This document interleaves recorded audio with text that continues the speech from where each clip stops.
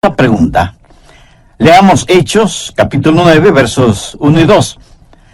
Saulo, respirando aún amenazas y muerte contra los discípulos del Señor, vino al sumo sacerdote y le pidió cartas para las sinagogas de Damasco, a fin de que si hallase algunos hombres o mujeres de este camino, los trajese presos a Jerusalén. En simple español eso significa que él tenía autorización para perseguir a los cristianos, ponerlos en la cárcel y llevarlos a Jerusalén para que sean enjuiciados. En su viaje, estando cerca de Damasco, una luz intensa que venía desde el cielo los rodeó. Saulo se cayó de su caballo y, estando en tierra, oyó una voz que le decía: Saulo, Saulo, ¿por qué me persigues? Él dijo: ¿quién eres, Señor? Y él le dijo: yo soy Jesús a quien tú persigues. Dura cosa te es dar coces contra el aguijón. Él, temblando y temeroso, dijo: Señor, ¿qué quieres que yo haga? Y el Señor le dijo: levántate y entra en la ciudad, y se te dirá lo que debes hacer. Las dos grandes preguntas que todos debemos hacer alguna vez son: primera, ¿quién eres, Señor? Y segunda, Señor, ¿qué quieres que haga? Esas son dos extraordinarias preguntas.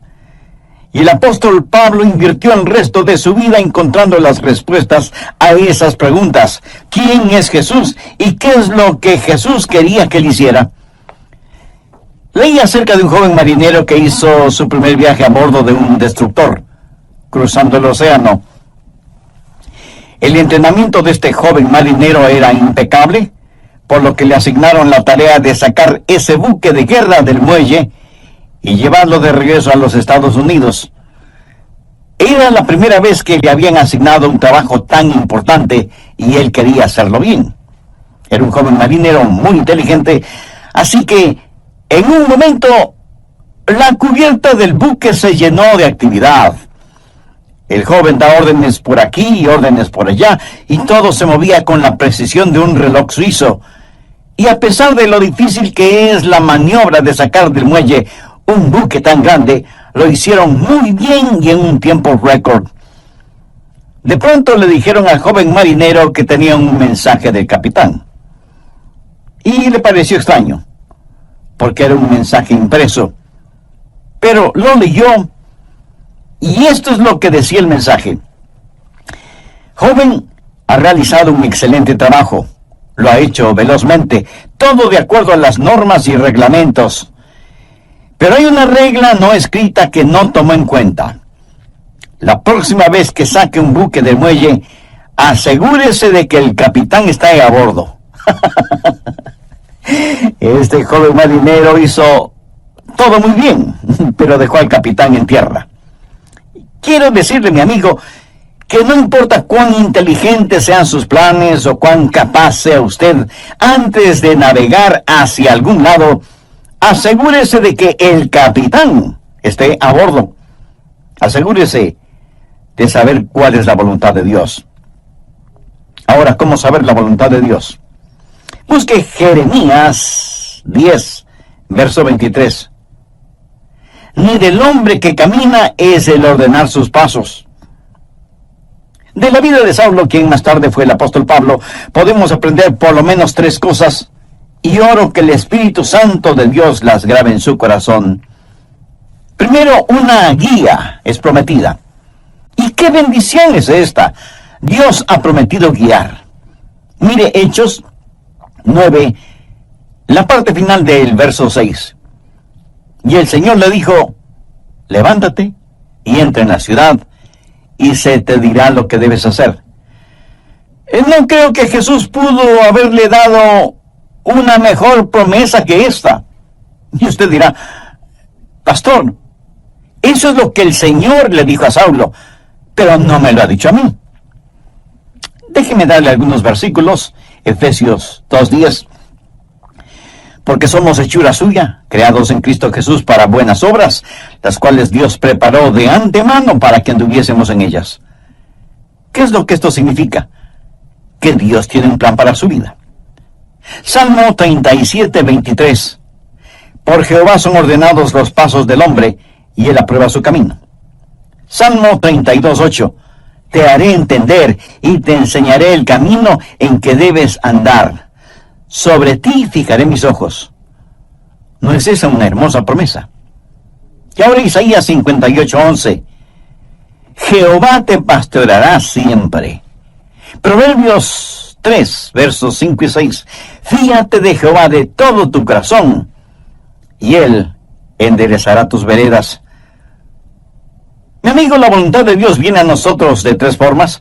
Primero, viene como su voluntad soberana.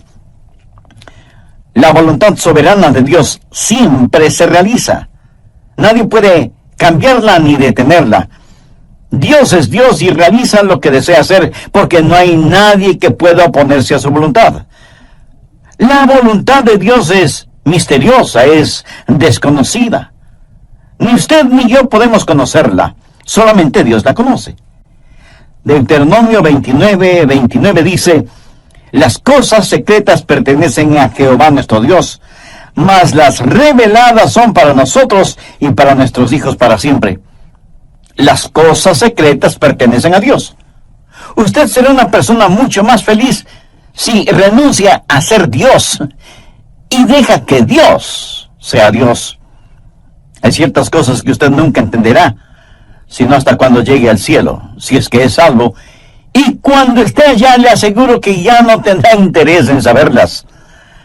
Las cosas secretas pertenecen a Dios. Esa es la voluntad soberana de Dios. En segundo lugar está la voluntad moral de Dios. Hay ciertas cosas que Dios dice que son correctas y otras que son incorrectas. Por ejemplo, el robo, la fornicación, el asesinato, el orgullo, la mentira son cosas incorrectas. En cambio, el amor, la justicia, la honestidad, la pureza, la bondad, el respeto, la consideración son cosas correctas. Esta es la voluntad moral de Dios. Y no va a cambiarla para mí, ni va a cambiarla para usted. Son normas fijas de lo bueno y lo malo, porque Dios así lo ha decretado. ¿Estamos de acuerdo? La voluntad moral de Dios la encontramos en la palabra de Dios, sin titubeos, sin tartamudeos, ni apologías, ni vacilaciones. Dios dice, esto es bueno o esto es malo. Es la voluntad moral de Dios, y no la va a cambiar absolutamente por nadie. En tercer lugar, está la voluntad particular de Dios. Esto es, la voluntad especial de Dios para usted o para mí. Dios tuvo una voluntad especial para Saulo. Por ejemplo, mire en Hechos 9:15. El Señor le dijo, ve, porque instrumento escogido me es este, para llevar mi nombre en presencia de los gentiles y de reyes y de los hijos de Israel, porque yo le mostraré cuánto le es necesario padecer por mi nombre. Dios tuvo un plan muy especial para este hombre. Pablo sería un apóstol a los gentiles. Era un vaso escogido. Verá, eso es muy importante para mí. Dios lo escogió en forma muy particular para que sea un vaso especial. Y Dios tiene una voluntad especial para cada uno de nosotros. Por ejemplo, fue la voluntad soberana de Dios que un hombre llamado Adrian Rogers sea parte de los elegidos de Dios. ¡Aleluya! Yo francamente no lo entiendo, pero me regocijo. Es la voluntad soberana de Dios. En forma soberana, Dios derramó su amor sobre mí y me salvó, y agradezco a Dios por eso. Y luego fue la voluntad moral de Dios que yo me casara con una cristiana. La Biblia dice que no debemos unirnos en yugo desigual con los incrédulos. Por lo tanto, sé que Dios tiene una voluntad moral para que, si me case con una creyente en el Señor Jesucristo. Y para mí, Dios tuvo una voluntad particular. Y su nombre es Joyce. ¿Lo ve? La voluntad soberana de Dios trabajó en mi vida. La voluntad moral de Dios estuvo en mi esposa. Sabía que quería casarme con una muchacha cristiana. Y cuando iba a dejar a casa a Joyce después de haber estado en la iglesia o después de algún juego de fútbol en la universidad, Al regresar a mi casa oraba: oh Dios, quisiera casarme con Joyce. Y creo con todo mi corazón que Dios contestó mi oración porque estaba dentro de su voluntad. Y Dios me dio esa maravillosa y especial mujer para que sea mi esposa. Dios tiene un plan para su vida. Dios tiene una voluntad particular para su vida. El por qué Dios está interesado en usted o en mí solo muestra la grandeza de su amor. Somos menos que una partícula de polvo en el océano de la existencia y sin embargo, Dios nos conoce. Él sabe nuestras idas y venidas, sabe cuando nos sentamos y cuando nos ponemos de pie. Aún los cabellos de nuestra cabeza están contados. Y Dios no solo que nos ama, sino que también cuida de nosotros. Un niño comenzó a orar el Padre Nuestro y dijo: Padre nuestro que estás en los cielos. ¿Cómo es que sabes mi nombre? Se imagina, Él sabe nuestro nombre. De entre los billones de seres humanos que existen y que son preciosos para Él, Dios sabe el nombre de cada uno de sus hijos. La voluntad de Dios está prometida. Guía y liderazgo es su promesa. ¿La tiene usted? Dios ha prometido guiarle, pero sabe que hay 6 errores o mitos acerca de la voluntad de Dios. Espero y oro que podamos desterrarlos de nuestras mentes para siempre. Son mitos que necesitan ser destruidos. Primero, que Dios le dará un mapa para su vida. Y eso no es cierto. No lo hará. No se lo dio el apóstol Pablo entonces y no se lo dará a usted ahora. La voluntad de Dios para usted no es un mapa. Es una relación. Cuando Él guió al pueblo de Israel por el desierto, ¿cómo lo guió? ¿Le dio algún mapa?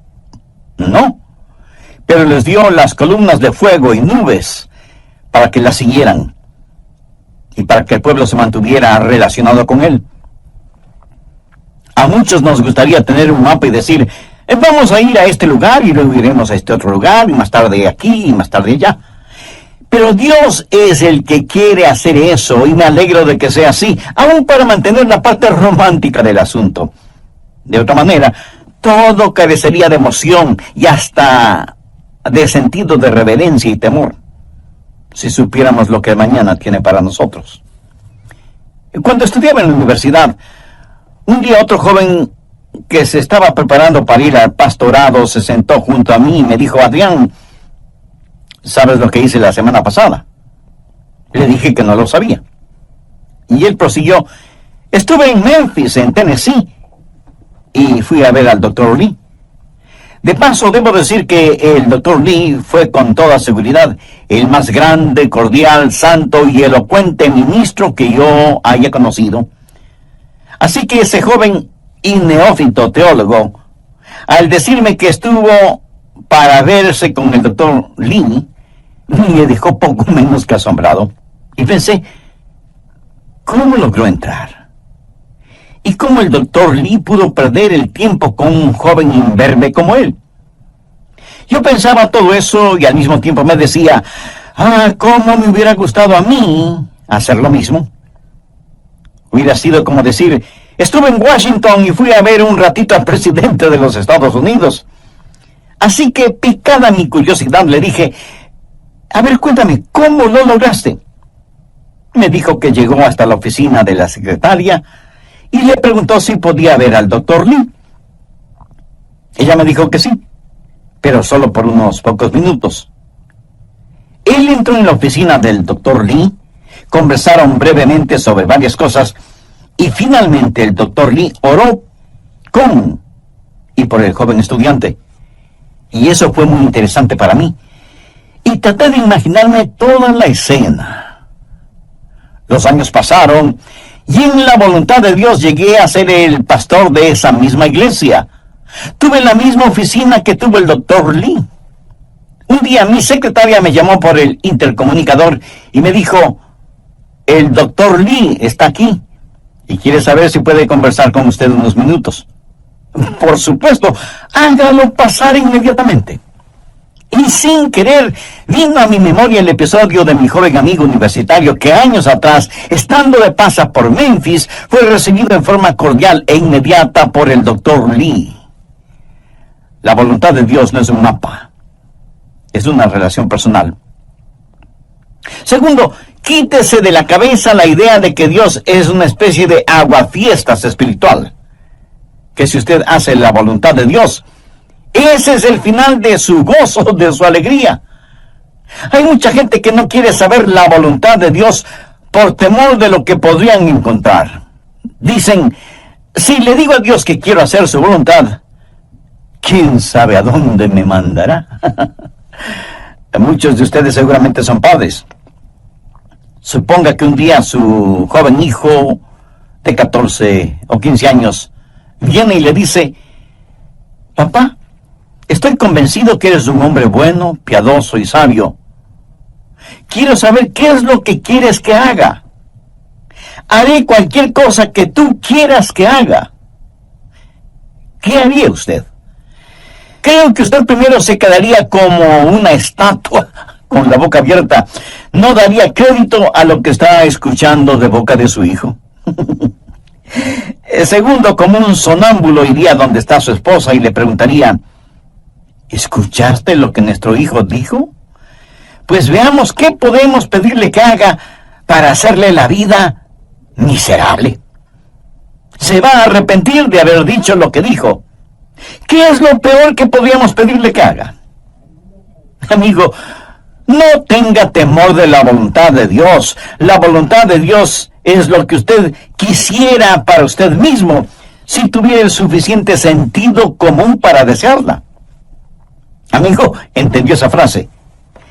La voluntad de Dios es lo que usted quisiera para usted mismo, si tuviera el sentido suficiente común para desearla. Busque usted diaria y diligentemente la voluntad de Dios para su vida. Si usted no conoce al Señor Jesucristo como su Salvador y Señor en forma personal, de ninguna manera buscará la voluntad de Dios. ¿No quisiera este mismo momento buscar a Dios y conocer su voluntad? Le invito a que diga la siguiente sencilla oración conmigo. Querido Dios, reconozco que por estar viviendo de acuerdo a mi voluntad, he vivido en pecado y en rebelión contra ti. Intelectualmente sé que Cristo murió por mis pecados para perdonarme y salvarme. Pero ahora, convencidamente, acepto a Cristo como mi Salvador y mi Señor. Señor Jesús, ven a morar en mi corazón. Tome el control total de mi vida. Hazme la clase de persona que tú quieres que sea. Y ayúdame a nunca avergonzarme de ti, independientemente de las circunstancias o de la... Vea a quienes le dicen que Dios es un aguafiestas espiritual. Tercero, deje de pensar que Dios habla solo a cierta categoría de personas o que Dios revela su voluntad solo a pastores o misioneros o a la gente que trabaja en la iglesia o cosas por el estilo. Pero que Dios no tiene una voluntad para personas comunes y corrientes. Dios tiene una voluntad para cada vida. Así que deje de pensar que la voluntad de Dios es solo para determinadas personas. Cuarto, cuando Dios le muestra su voluntad para su vida, pudiera ser que tenga o no alguna dramática experiencia, como la del apóstol Pablo en el camino a Damasco. ¿Recuerda cuando Dios le habló a Elías en la montaña y soplaba el viento? Dios no estuvo en el viento, ni en el fuego, ni en el terremoto. Y leemos en Primera de Reyes capítulo 19, el verso 12, y tras el fuego, un silbo apacible y delicado. Ahora algunas veces Dios habla en los terremotos o en el fuego. El apóstol Pablo tuvo una especie de terremoto espiritual en su camino a Damasco. Pero usted deje que Dios sea Dios en su vida. Dios habla apaciblemente a algunas personas y a otras Dios tiene que llamarles fuertemente la atención.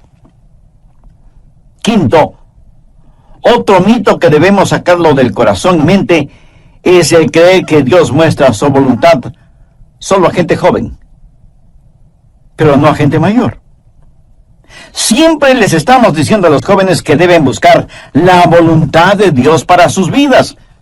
Escuche, quiero decirle que usted, sea que tenga 9 años de edad o 90 años de edad, usted debe buscar la voluntad de Dios para su vida. Si Dios ya hubiera terminado con usted, Él ya le hubiera llevado al cielo. Dios tiene un plan para su vida. Sexto, el último mito que necesitamos destruir es el que dice que de alguna manera Dios oculta o esconde su voluntad de nosotros. Pensemos nuevamente en el joven que está frente a su padre, quien le dice: hijo, hay algo que quiero que hagas, y si lo haces, te daré una buena recompensa. Pero si no lo haces, te llevaré a tu cuarto y aplicaré la vara de la disciplina donde termina tu espalda. Y el hijo responde: bueno, papá, ya que lo explicas de esa manera, ¿qué es lo que quieres que haga? Y el padre le responde: pues no te lo voy a decir. Tú debes descubrirlo. Pregunto, ¿qué clase de padre haría una cosa así? Dios no esconde su voluntad de nosotros. Todos los versículos que hemos visto dicen que Dios quiere revelar su voluntad, que Dios quiere mostrarnos su voluntad. La voluntad de Dios no es una especie de tesoro de piratas, escondido quién sabe dónde. Segundo, la guía es provisional. Hay ciertas provisiones que están en juego antes de que usted conozca la guía de Dios.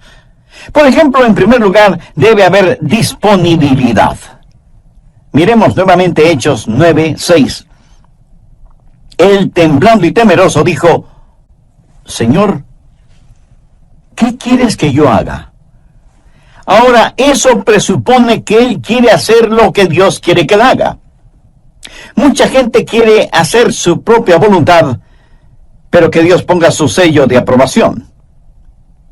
Son como las personas que buscan un arquitecto porque quieren construir sus casas, pero en realidad lo que quieren es que el arquitecto interprete y diseñe lo que ellos tienen en mente.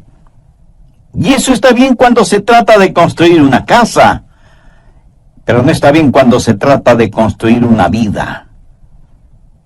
La pregunta de Pablo fue: Señor, ¿qué quieres que yo haga? Eso quiere decir: Señor, tú estás en control, no yo. ¿Sabe lo que es la humildad?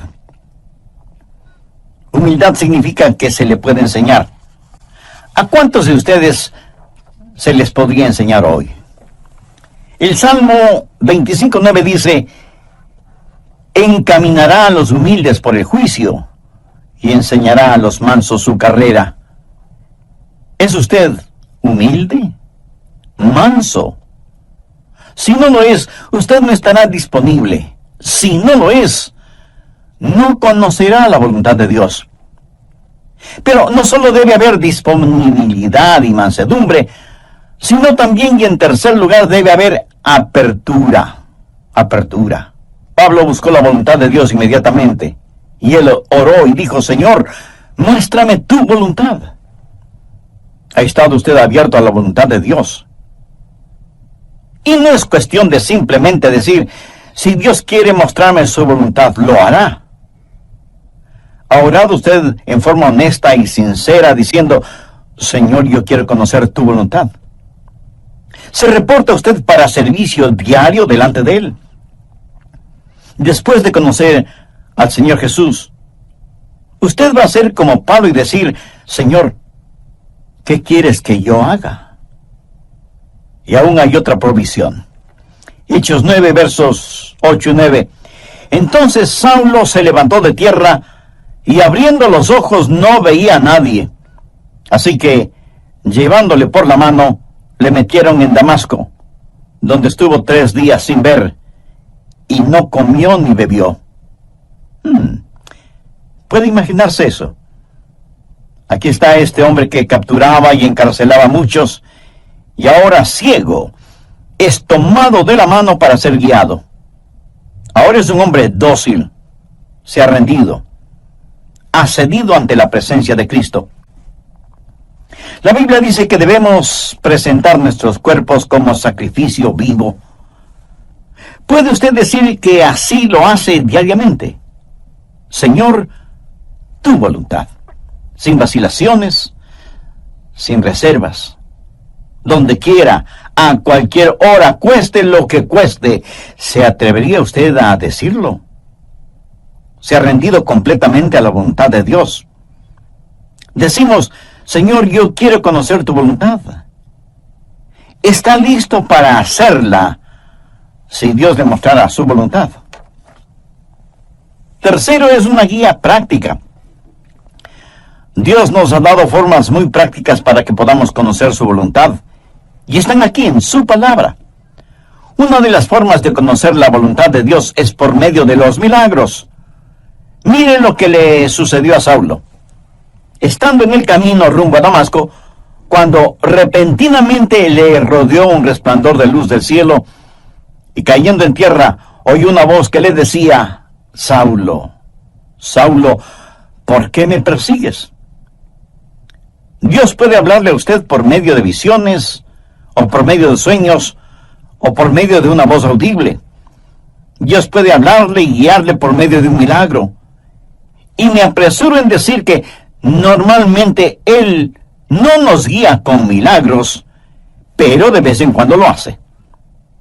Ahora, toda vez que tenemos la Biblia completa, esa clase de milagros no son necesarios en la actualidad, y no es la forma normal de Dios para guiarnos. Pero lo menciono porque está en la palabra de Dios. Pero si usted tiene una visión, o un milagro, o un sueño, o lo que sea, será mejor que las compare con las otras cosas que voy a mencionar para ver si encajan unas con otras. Y no es una mera autosugestión. En segundo lugar, Dios le hablará y le guiará por medio de su palabra. Y si usted pregunta, ¿le guió Dios a Pablo con su palabra? Amigo, es mejor que lo crea.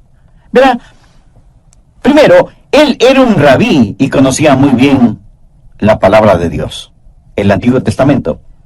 Segundo, hace poco él había escuchado un sermón en los labios de uno de los más grandes evangelistas de entonces, un hombre ungido y lleno del Espíritu Santo cuyo nombre fue Esteban. Y cuando el santo Dios le habló a Saulo, le dijo, dura cosa te es dar coces contra el aguijón. Pablo estaba lleno de la palabra de Dios, y es la palabra de Dios la que guía. Anota el margen el siguiente versículo. Salmo 119, 115. Lámpara es a mis pies tu palabra, y lumbrera mi camino. Mucho de la voluntad de Dios para su vida se encuentra en la Biblia, mi estimado amigo. Por ejemplo, la voluntad de Dios es que usted no se case con una persona no creyente. Así lo dice su palabra. Si usted está saliendo seriamente con una persona que no es salva, entonces, ¿por qué lo hace si sabe que no puede casarse con esa persona? Muchas veces usted conoce la voluntad de Dios al leer la Biblia y dice, bueno, Dios me está guiando a que me divorcie de mi cónyuge y me case con otra persona. Mi amigo, esa es una ignominiosa mentira. Es una mentira atrevida. Y es una absurda arrogancia de su parte el orar y pedir que Dios le muestre su voluntad cuando ya se la ha mostrado con su palabra. ¿O se considera usted una persona súper especial a la cual Dios le concederá algo que está en contra de lo que Él mismo ha establecido en su palabra? Piénselo. En tercer lugar, Dios le guiará por medio de su gente, los hijos de Dios. Veamos Hechos 9, los versos del 10 al 13. Había entonces en Damasco un discípulo llamado Ananías, a quien el Señor dijo en visión, Ananías. Y él respondió, heme aquí, Señor. Y el Señor le dijo, levántate, y ve a la calle que se llama derecha, y busca en casa de Judas a uno llamado Saulo, de Tarso, porque he aquí, él ora, y ha visto en visión a un varón llamado Ananías.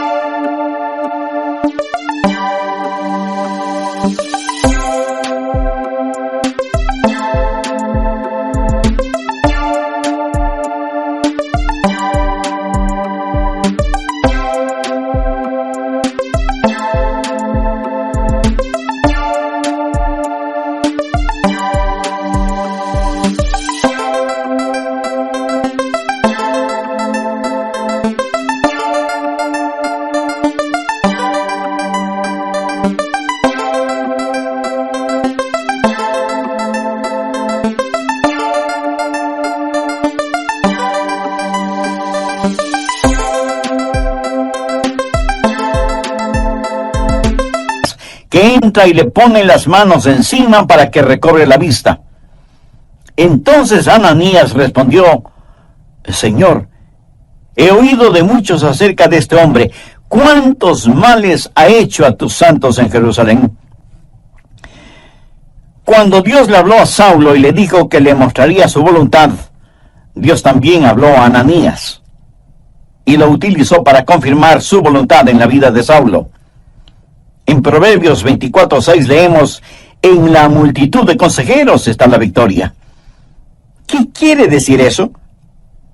Que cuando Dios le habla a usted acerca de algo, muchas veces Dios lo confirmará por medio de alguien más.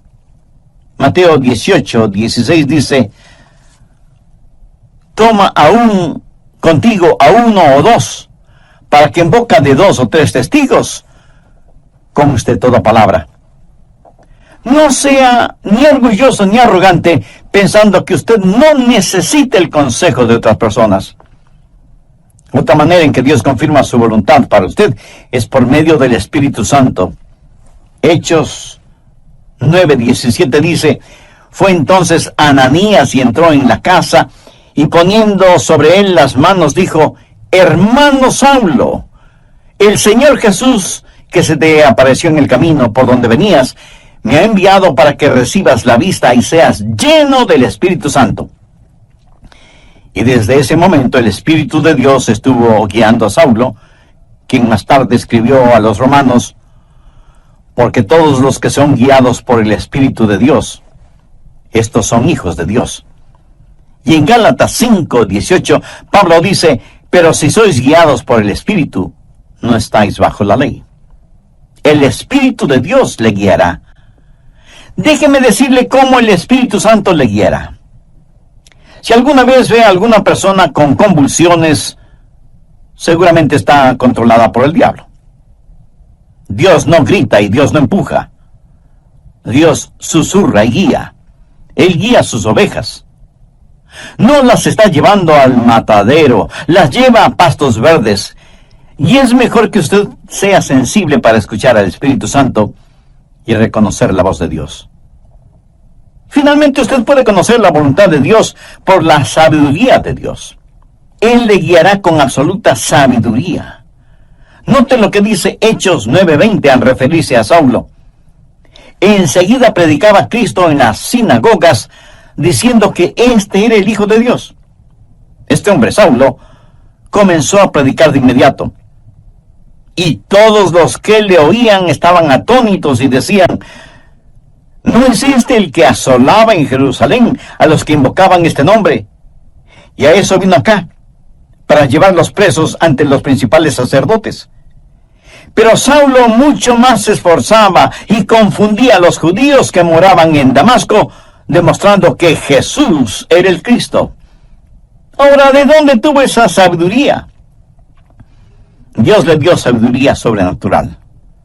Santiago 1:5 dice: y si alguno de vosotros tiene falta de sabiduría, pídala a Dios, el cual da a todos abundantemente y sin reproche, y le será dada. ¿Sabe lo que es la sabiduría? Sabiduría es ver la vida desde el punto de vista de Dios. Cuando usted ora y tiene el Espíritu de Dios y la palabra de Dios en usted,